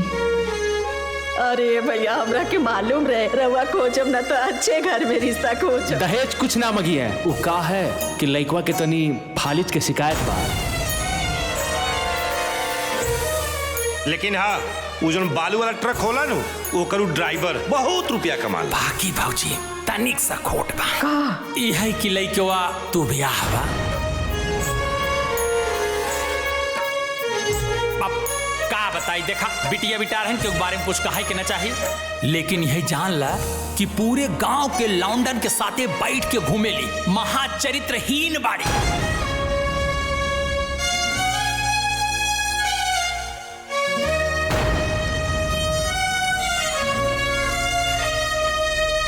तब बाबूजी, ये रहल हमनी के शादी के दुख भरल स्ट्रगल की कहानी।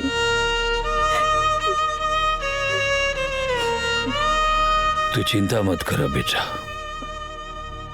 समझ ल कि आज से तारा दुख के दिन समाप्त हो गई। तारा बहन से हमरा बेटा के ब्याह हुई।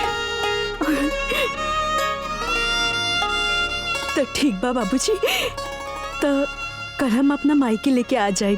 ना बेटा, ओकर जरूरत नहीं है, हमनी के खुद मिले आ जाए जा। बेटी, आज से पहले जब तार माई घर से बाहर ना निकल ली तो फिर काहे आई है? अरे अब हमनी के मिल गई नीनू। ठीक बा माँ जी, अब हम जात बानी, न तो माई दीदी ना परेशान हो जाए।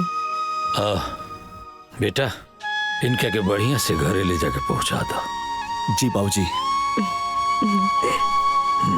चला चला।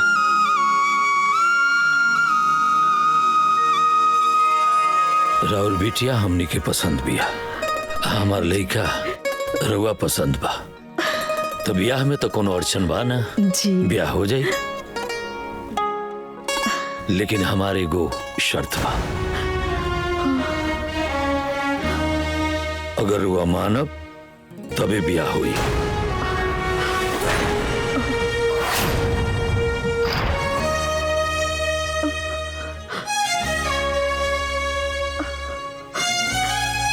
कैसन शर्त? दहेज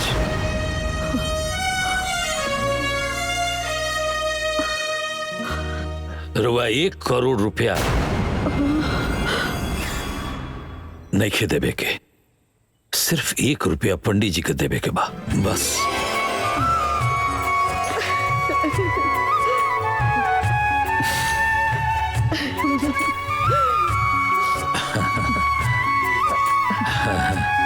भाई साहब, हम अगर अपन बेटी लोगन के कुछ ना दे तो गांवपुर के लोग का कही हैं, और फिर रवो के घरे तो देखे वाला लोग आई हैं। राउर इज्जत के सवाल। रुआ चिंता मत कर, हम पहले ही सारा सामान रुआ घरे पहुंचवा दे, रुआ गांव समाज के दिखा दे, राउरो श्रद्धा रह जाई, बस।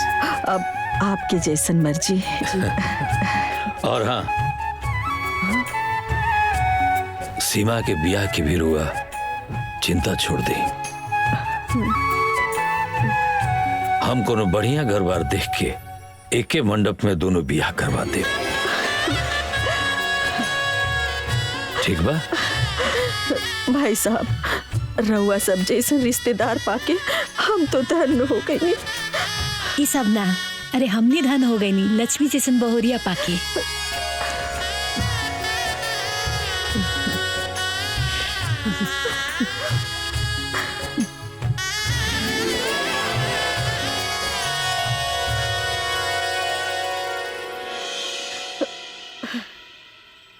भगवान की कृपा से हमार बेटी के कितना बढ़िया घर बर मिल गईला, नहीं तो आज के युग में इतना बढ़िया घर परिवार दिया लेके खोजले से ना मिला। सही कहत बाड़ू माई, दीदी के नसीब ना बहुत तेज बाटे, ना तो ए समय में ऐसन सोच वाले लोग कहाँ मिलेला।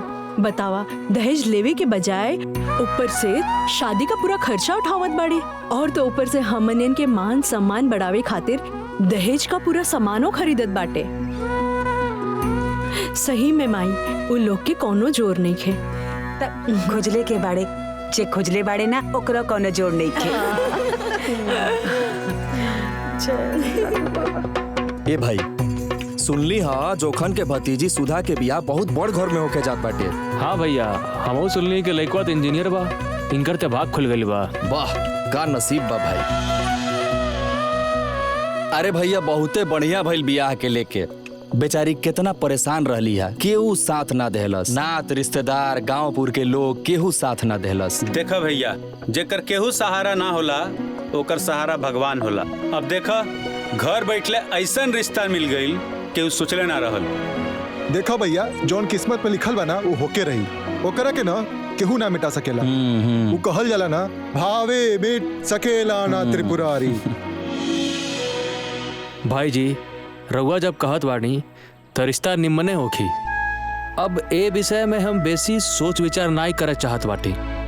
रउआ जैसे कहीं वैसे हम अपने लइकन के बियाह करे खातिर तैयार बानी बस। अरे भाई वो तो ठीक बा, लेकिन एक बार लइको से पूछ ली तो ओकरो पसंद ना पसंद हो सकेला। अरे चाचा जी ऐसन काहे कहत बनी, हमार पसंद का रउआ लोग के पसंद से बढ़ के बा।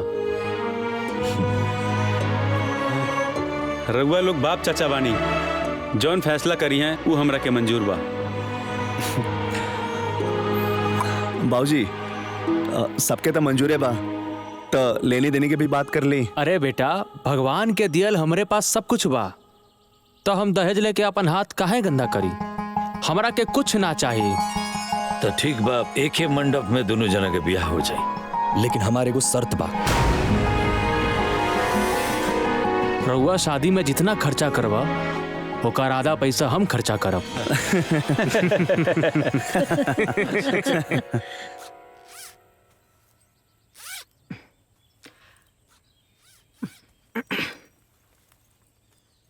अरे धिया बिहानियर आ गइल बार तू स्कूले जात बाड़ू। अरे माई इतना जल्दी नौकरी ना छोड़ल जाला, केहू हमरे जगह आ जाई तो ओकरे बाद छोड़ दे। हम बोल देले बानी। दीदी के ससुर जी के फोन आ रहल बा, ली बतियाई।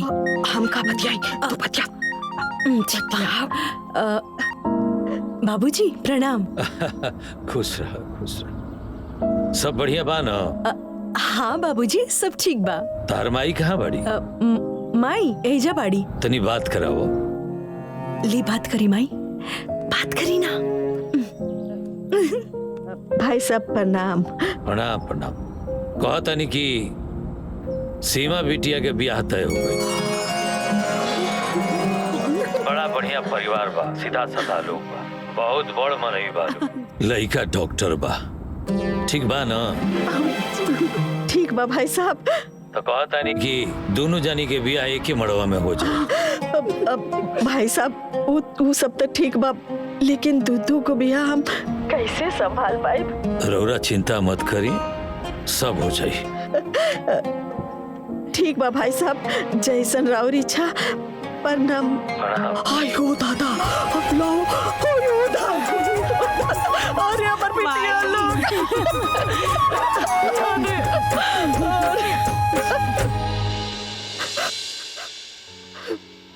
ए जी राव आशीर्वाद से हमने के दोनों बिटिया के ब्याह एक के साथ एक के मड़वा में होके जा रहा बा। आज रउआ रहती तो कितना खुश होती। ए जी और कमी हमरा के बहुत कर रहल बा।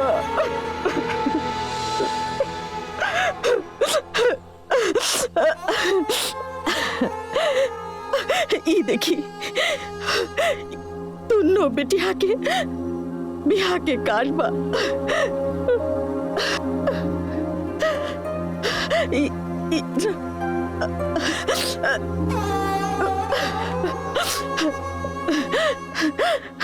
दुनिया तो बियाह के पहला कार्ड देवी देवता के चढ़ावेला,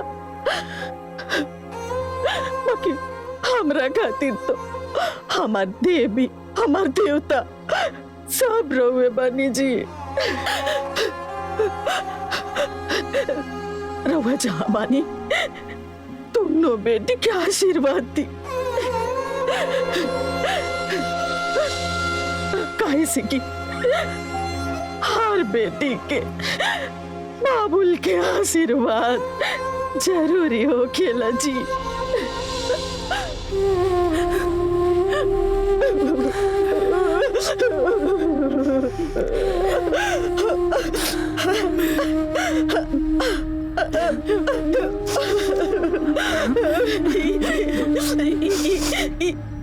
दोनों बेटी के आशीर्वाद दीजिए।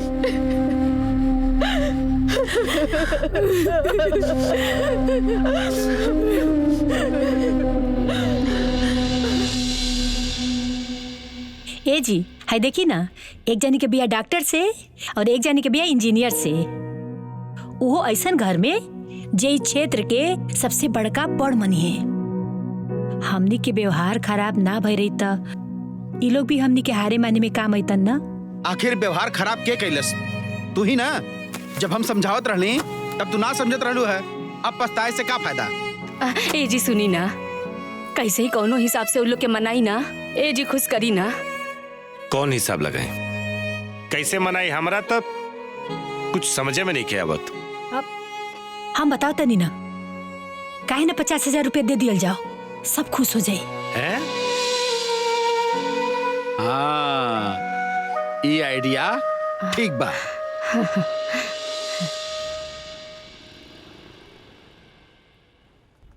अरे प्रणाम मास्टर साहब। अहो भाग्य हमार की रउआ हमारे दुकान पर पधरनी। बताई आदेश करी, का सेवा करी? ए चाय ले क्या? नहीं, चाय रहे दी, साड़ी वाड़ी दिखाई, बिटिया के ब्याह बा। अरे का रेट में ली आई? पागल है का? इस सेठ हई, दुकान के जौन जौन बढ़िया साड़ी बा उ ले जाके दिखा द। आइए चल चल। ये देखिए पीली वाली जॉर्जेट साड़ी, ये ललकी साड़ी दुल्हन पे एकदम एक नंबर लगेगा। लो, कैसन बा? बहुत बढ़िया साड़ी बा। अच्छा, दो जगह एक से एक पैक कर दे, सही रही ना? बिल्कुल निमन रही भाई जी। अरे आप लोग जाइए, हम घरे पहुंचवा दे। भूलैया मत, न तो बरतिया तरह के गरी है सब।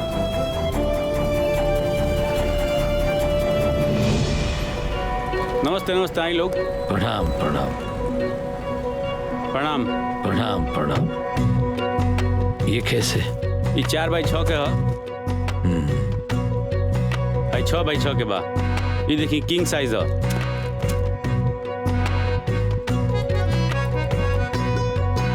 गुल मखमली सोफा है। अच्छा, सामान तो रुआ के यहाँ सब बढ़िया बा, सब ब्रांडेड बा जी। रुआ के जौन हम लिस्ट देले बनी जी, ओमे जैसे फ्रिज भइल, एसी बा, सोफा सेट बा, तमाम जितना चीज रुआ के लिस्ट में देले बनी ओकरा के रुआ भेजवा दे पता पर।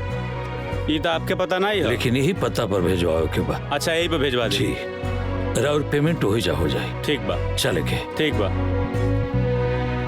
रउआ के का बनवाए? सब कुछ बनवाओ के बा। सब कुछ में मतलब का चाहिए?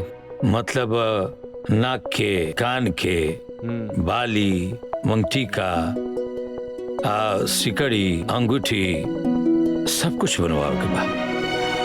अरे भैया, जब बेटा बिहल जाता नहीं तो ज्वेलरी चाहिए ना। अरे सब बन जाए। बबुआ भैया काहे बोले नहीं हमरा के? ओ भौजी कहा ना कि 50,000 रुपया ले ले, हमारा तरफ से बरातीन के खर्च करे के। अरे हमारे तरफ से भी 50,000 रुपया भगिनी के ब्याह में। अरे भैया बबुआ, हमरा के इतना पैसा के का जरूरत बा?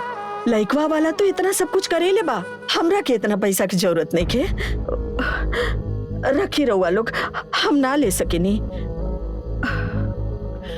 अब दीदी न्योता समझ के रख ली ना।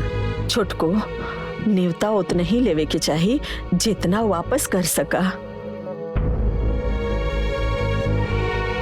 और हमार हैसियत नहीं खे कि हम इतना न्योता ले सकी। हमार बेटियन के बिहा धनवान घर में भले भइल बा, बाकी हम ओइसने बानी।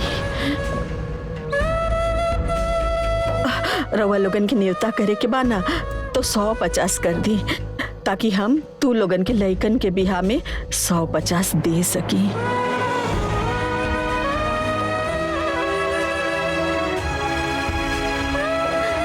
बबुआ भैया रख ली पैसा।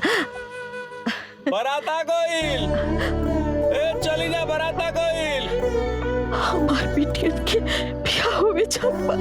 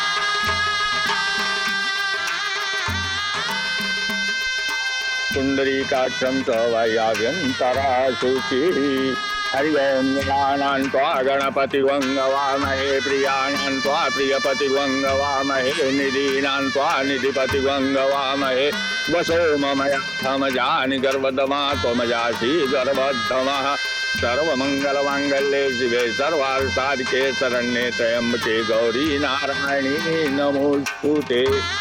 कन्या को बुलाइए।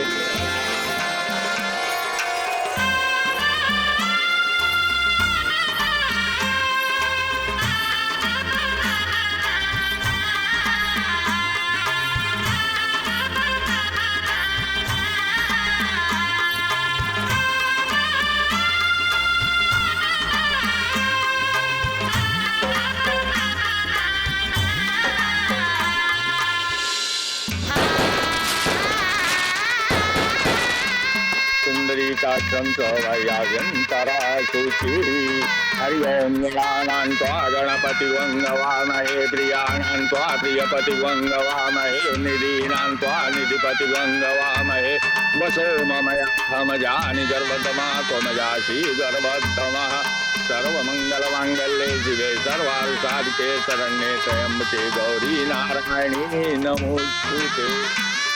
हरि ओं गणानां त्वा गणपतिवङ्गवामहे प्रियाणां त्वा प्रियपतिवङ्गवामहे निधीनां त्वा निधिपतिवङ्गवामहे वसो ममयामजानि गर्भदमा त्वमजासि गर्भद्धमः। कन्यादान के लिए भी संपत्ति आ जाइए। कौन करेगा कन्यादान?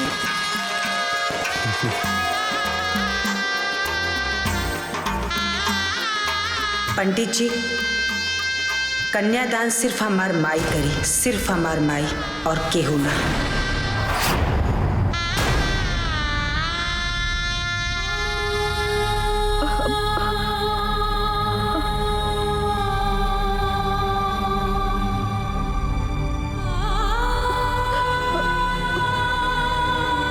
अरे बिटिया, कन्यादान सौभाग्यवती ही कर सकती है। आपकी माँ कैसे कर सकती है? आपके बाबूजी नहीं हैं। लेकिन पंडित जी हमन के दोनों के माई बाबूजी के फर्ज निभा सकेले, माई के प्यार और बाबूजी के दुलार दे सकेले, तो हमन के कन्यादान काहे ना कर सकेले पंडित जी?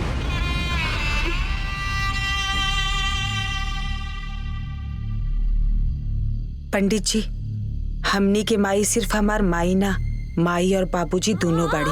बिटिया बात के समझा, इस शुभ काम बा सुहागी नहीं कर सकेनी, हम कैसे करी? ना माई, हम कुछो न जाने ली। हमन के कन्यादान सिर्फ तू ही करबू। बोला करबू की ना?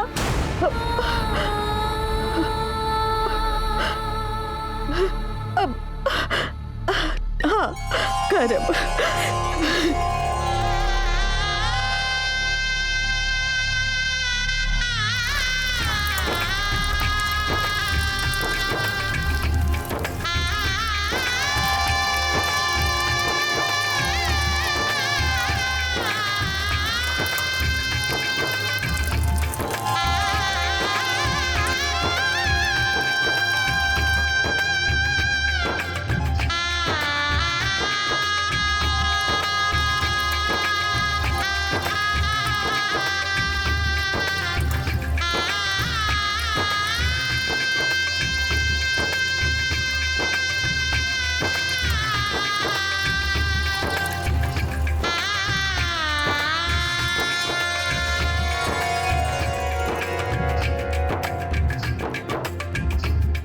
गठबंधन करने के लिए कोई आइए, गठबंधन कीजिए।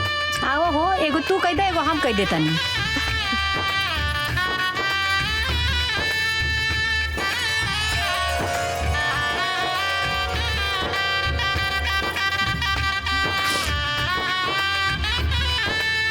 जयमाल के लिए खड़े हो जाइए आप लोग।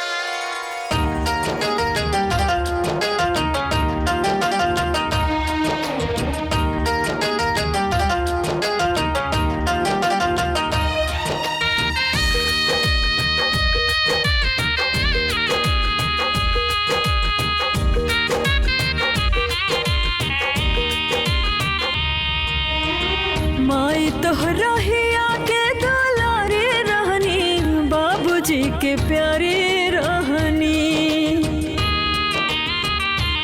हाँ माई तोहरा ही आके दुलारी रहनी, बाबूजी के प्यारी रहनी। हमके भुला न जइहे रे माई, तोहरो याद माई बड़ी छूटे घर बार अब छूटे अंगना, छूटे अब प्यारी बहिनी। माई तोहरा ही आके दुलारी रहनी, बाबूजी के प्यारी रहनी।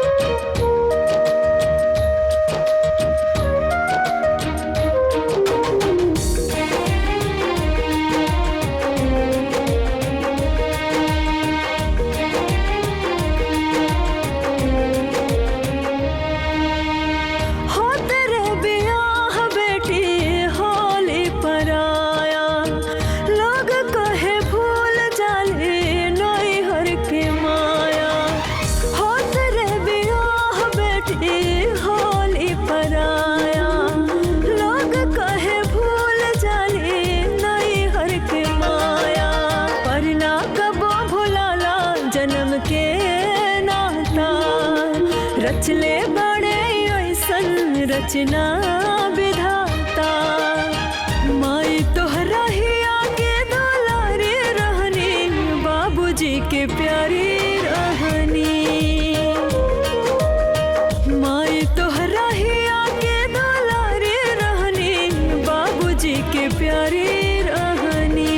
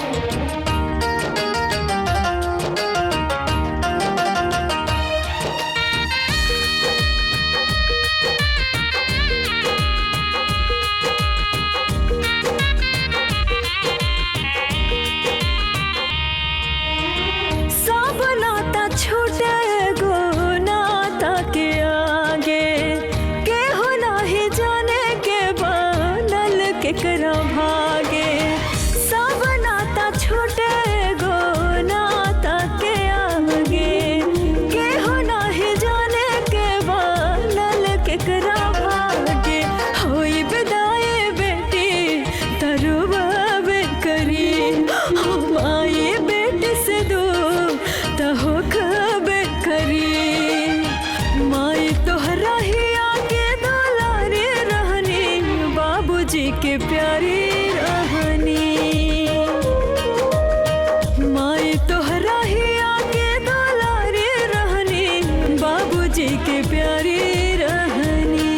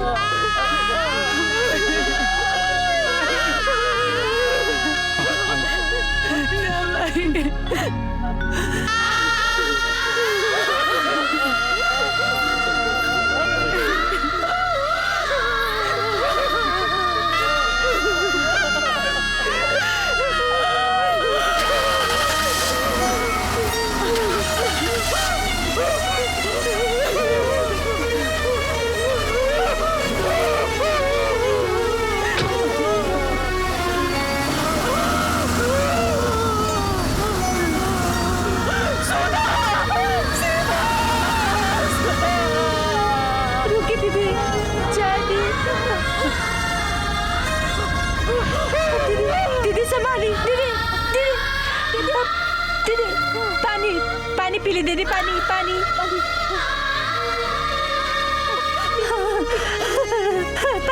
हाँ हाँ हाँ उठी दीदी, उठी। हाँ दीदी।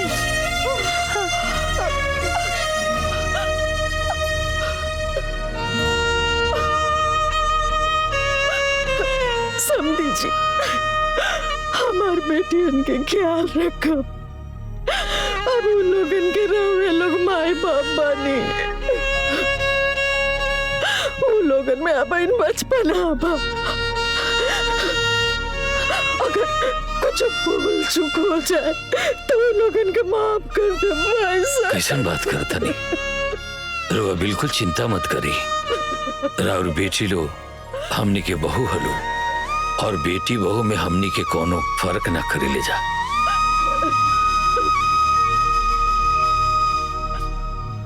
हाँ समझी जी, हमनी के बहू के विदाई करके ले जाते बाटी, और बहू घर के लक्ष्मी होली। लक्ष्मी लक्ष्मी जैसे उनकरा के राखब भी। अब हमनी के संबंधी हो गए बनी जा, ऐसे हमनी के सुख दुख भी राउर सुख दुख हमार सुख दुख एक ही हो गए बा।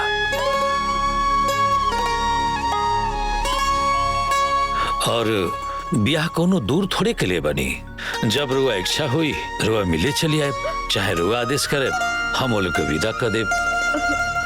हाँ समझिन जी, हमनी के संबंध भइल है, समझौता ना। इस सब के रौरा चिंता छोड़ दी।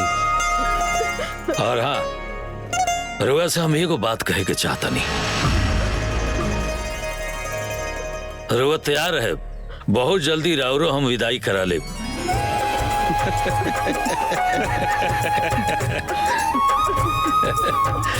अरे तैयार बानी ना? अच्छा प्रणाम।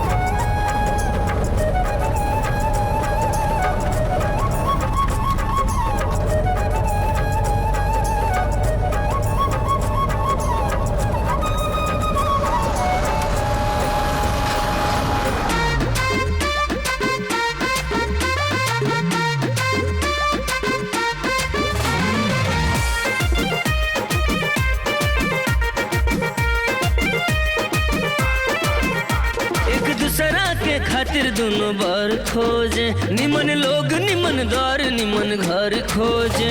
एक दूसरा के खातिर दोनों बार खोजे, निमन लोग निमन द्वार निमन घर खोजे। अब बियाह के कुल तैयारी बा, अब बियाह के कुल तैयारी बा। सर पे चिंता चढ़ल बड़ी भारी।